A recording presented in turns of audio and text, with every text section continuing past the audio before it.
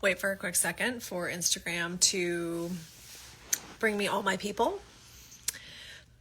Hope everybody's having a great Monday. Hello. Hi everybody coming on. Good to see you. Hope everybody's having a great Monday. I posted on my stories many hours ago that I was going to go live today, and so I'm kind of trying to squeak it in before things get too crazy here. But I wanted to pop on today, and if any of you are new here, my name is Molly. I have Money Sense with Molly.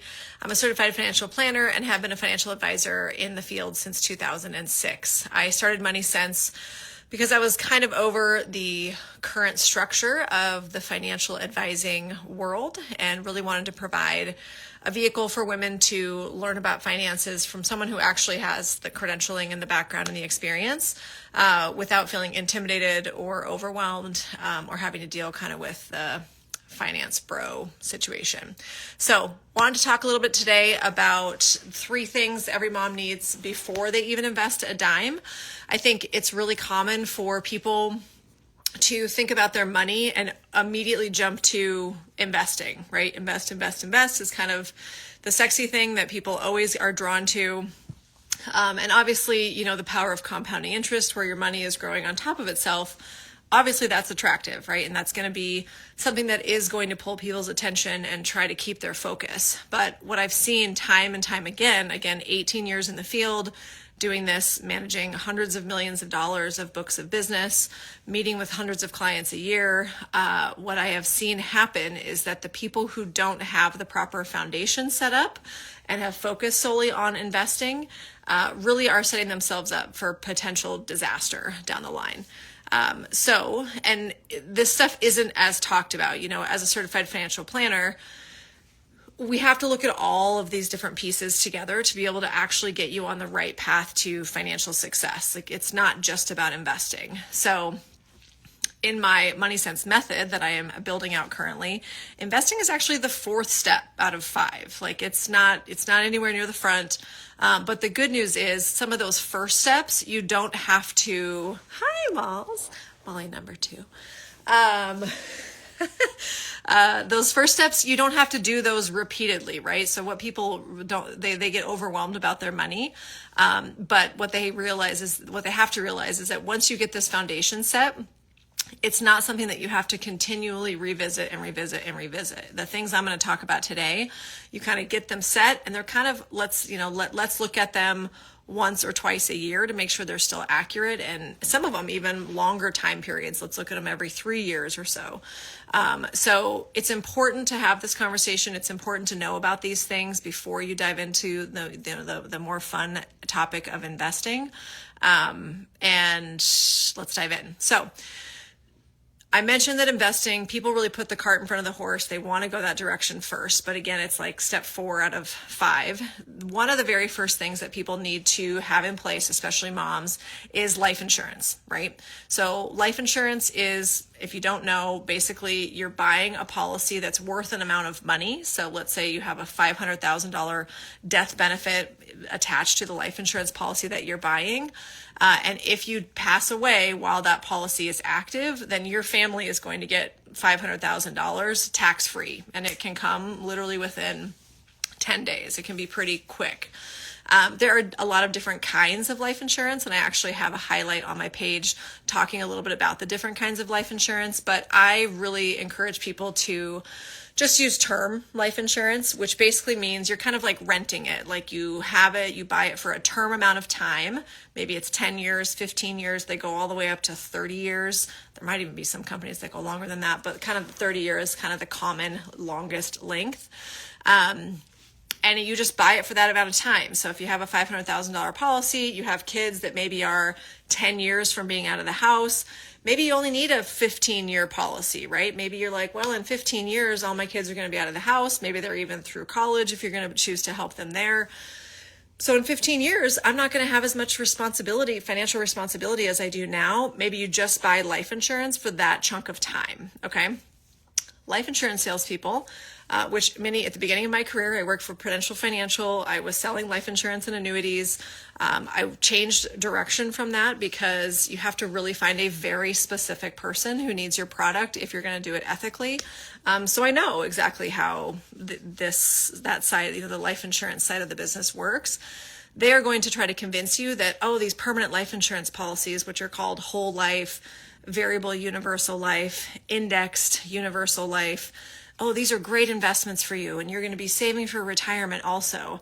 The kicker with those types of policies is that they're hella expensive. Like, they are really expensive for the amount of actual death benefit that you need. And if you have young kids or you have kids that you're financially responsible for the next 2, 12, 18 years, you need to get the biggest bang for your buck, and that's where term insurance is going to come into play. So I do have a free resource for you. If you have insurance and you're not sure if you have the right amount of insurance, if you type calculator below, that will send you my free MoneySense life insurance calculator. It's really easy, step by step. It will tell you exactly exactly to figure out how much life insurance you need. So if you type calculator below, that free resource will come your way.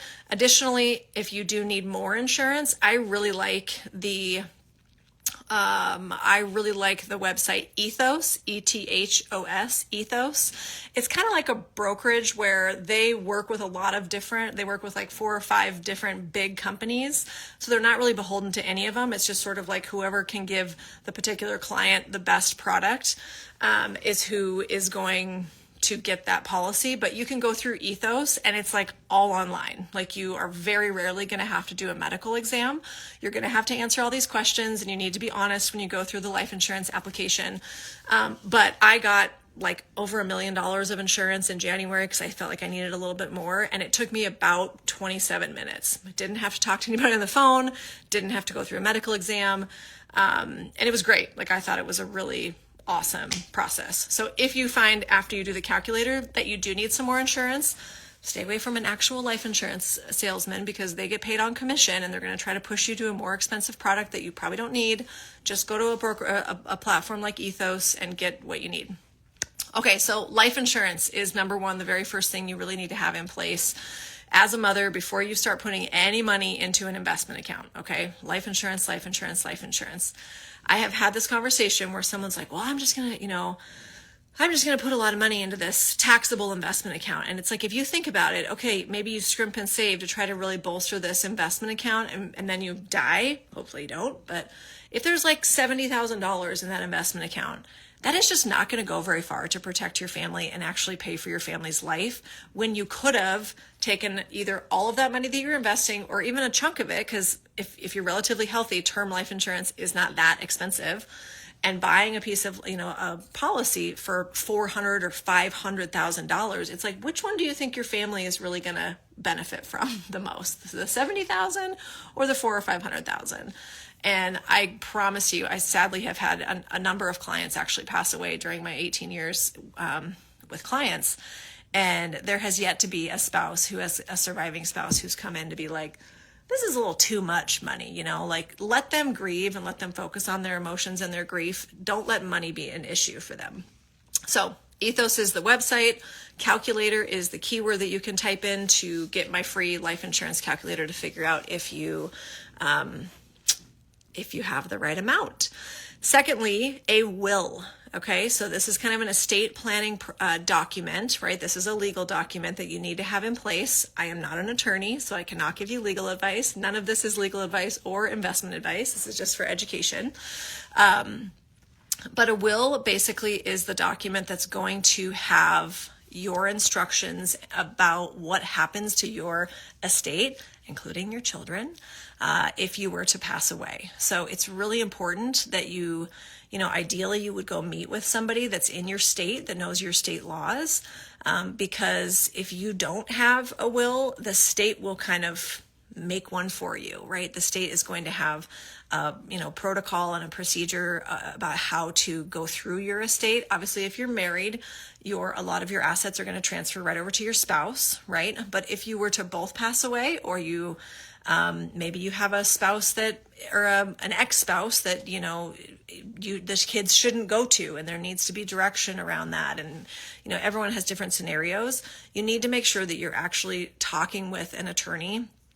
And I know this can be kind of expensive. One thing actually about Ethos is they actually offer some of these legal services when you get life insurance with them. And full disclosure, I have not used their legal services, but it seems like so far what I've learned from them, it seems like a pretty reasonable pathway for people to use. But getting a regular, a will is important to have, because it is the document that's going to have your wishes identified. And that's what people are going to use to, distribute your assets at your passing. This is also where you can identify if there are certain assets you want to go to certain people. Maybe you have a sibling you want to give something to. Sorry, my old cat is like about trying to knock my phone over. Sorry. Maybe you have certain people you want to give things to. That's where you can dictate that in the will. Other things, people have trusts.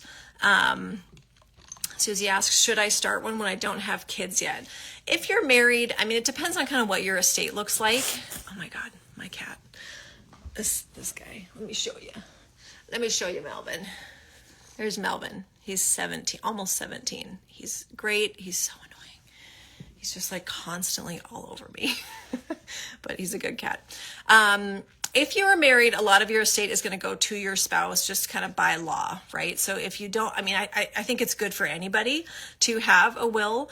And another question is, any thoughts on a living trust versus a will? They're a little bit different.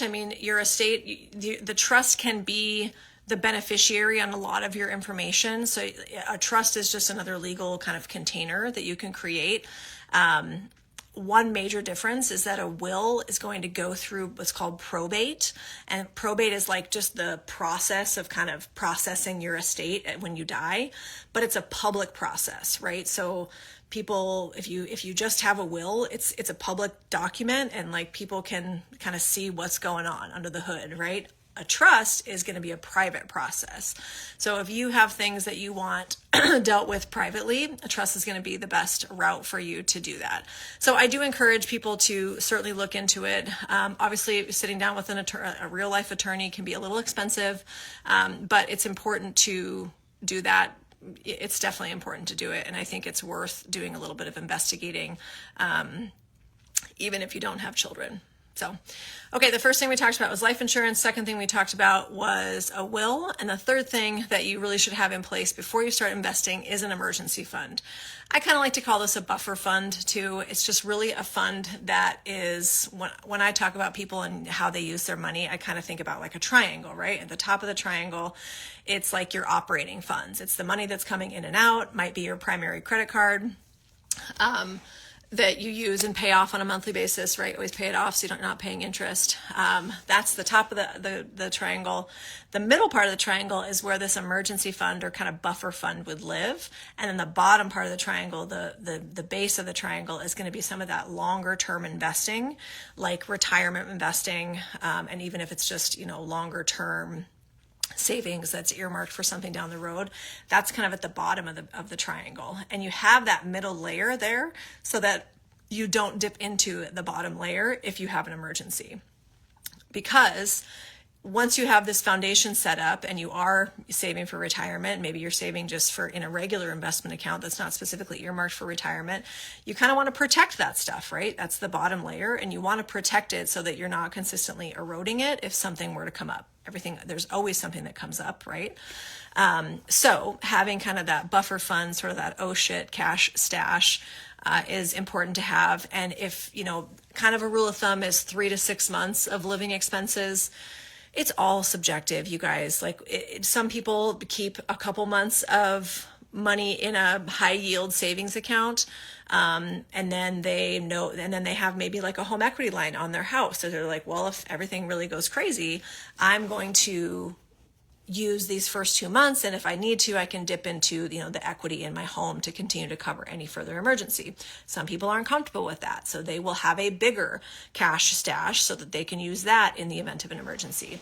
If you've done the math in your head and like, well, 6 months of living expenses is a lot of money, just start with $1,000, right? Like 6 months of living expenses can turn into a lot of money all of a sudden and can immediately overwhelm you in terms of thinking about trying to save that. We're doing action, right? We're not going to get overwhelmed. We're just going to we're going to go through action, and we're going to feel better through action. So work toward $1,000. Start with $1,000 in that emergency fund. Okay. So before you're investing, you want to create that middle layer, that buffer layer, that's protecting those longer term investments.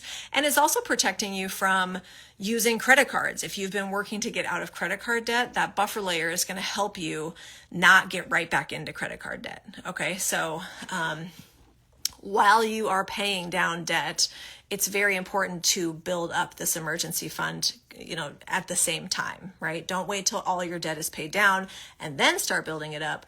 Pay the minimums that you can, and if there's any left over, build up that emergency fund until you get at least that $1,000, because we want to try to protect you from going, immediately leaning right back on those credit cards if needed, if you do have something happen. Okay, so all of these things, right? Like, again, I mentioned earlier that investing is kind of like step 4 in the process. Setting up some of these foundational things are those beginning parts of any effective financial engagement, right? Any effective financial engagement. If you were to go sit with an advisor, they're going to talk to you about these things, because they know if you haven't done some of this stuff and you're really focused on investing, that money is not going to stick around, because shit will hit the fan at some point, and that investment money will go to cover whatever issue has just come up. So here I am telling you, just like if you were sitting down live in your city with someone as a financial advisor, these foundational things are not something that I think is just a good idea. This is best practice in the industry. Oh God, I have a big lump of cat hair on my shirt. Melvin. He's a Manx cat, and he sheds so bad, but then we have a Siamese cat who's much younger, and she's like this queen, and she doesn't shed nearly as bad. They say Siamese are hyperallergenic, and I kind of believe it. Anyway, a financial advisor who sees a client come through the door who doesn't have any of this stuff is going to really push you to get some of this stuff in place. But once it's in place, like I said at the beginning, you don't have to live there and obsess over it every month, or even multiple times a year. You could look at it once a year and make sure that stuff is still valid, and then you can focus on investing, because you know that you've got this foundation set, and if shit hits the fan, the foundation is there to protect you, right? It's not going to decimate your progress in an investment account because you haven't set up these foundations. You want to have those foundations so that you can kind of continue to grow your net worth. So to help you do that, I've created this process that I have taken from 18 years in the field, and I have tried to make this as simple as possible to kind of hold your hand step by step through creating this foundation and really getting a good overall view of what you have. And that's through something called my Clarity Calculator. If you comment, I've talked about 2 calculators today. If you comment the word clarity below, it will take you to the Clarity Calculator. I also have a highlight on my page about the Clarity Calculator. And essentially, it is a process that literally takes you from the starting point, step by step, in very bite-sized pieces, because this process can get overwhelming. It can start to make you feel like shit about yourself if you don't like the numbers, and you're going to start to beat yourself up. We're not doing that, right? We're just looking at the numbers. We're getting this information recorded in the Clarity Calculator, so that once you get through that process, you know what you have, you know where it is, and then we can move forward with the rest of building that foundation, so we can get to the more fun things like investing.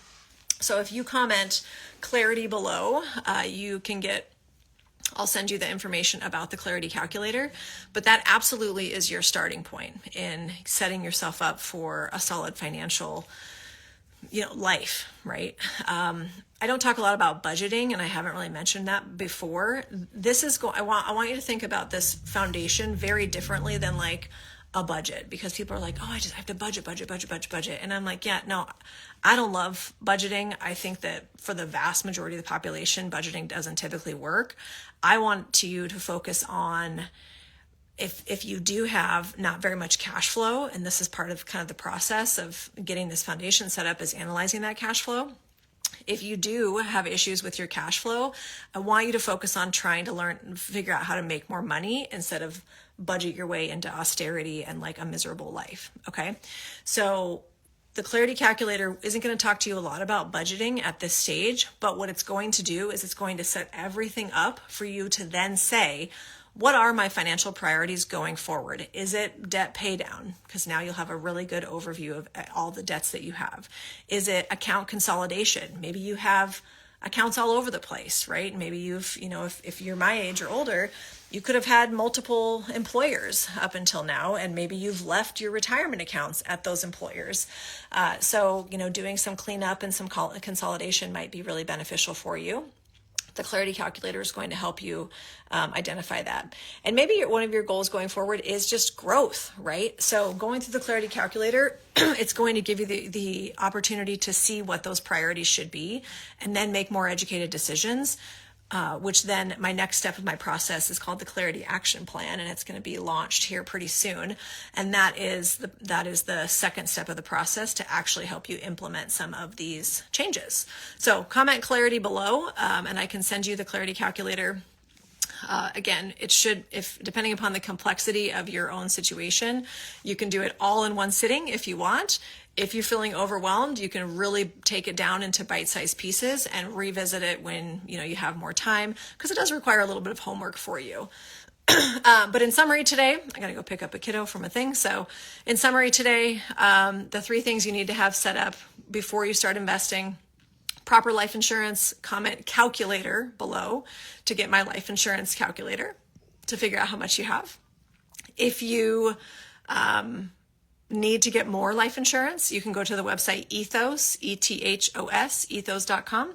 And it's a great process for you to go through. I really highly encourage you to do it. It's just mindless. Secondly, you want to make sure you're looking at some of those legal documents, right? I will do a lot more about this topic as we go. Again, not an attorney, so I can't give you legal advice, but I just think basic education about why it's important to have some of those legal documents is really important. So there will be more to come on that. And then third, that emergency kind of buffer fund. If you're overwhelmed trying to think about getting 3 to 6 months built up, just focus on $1,000. Do not get overwhelmed. Just get started, right? And you'll see that a lot on my page. Don't get overwhelmed. Just get started. Okay. So thanks, guys. If you have any problems, I see I've got some comments for those keywords, which is great. If you have any issues getting that information, please don't hesitate to... Oh, hi, listening in from San Diego. Love that you're here.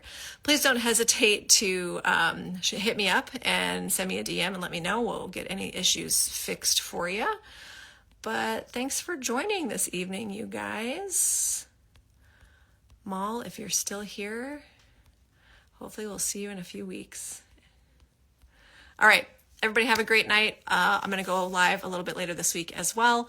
If you have a specific topic that you'd like me to go live about, send me a message, because I'd love to hear from you and happy to kind of customize any of these conversations. Talk to you later, guys.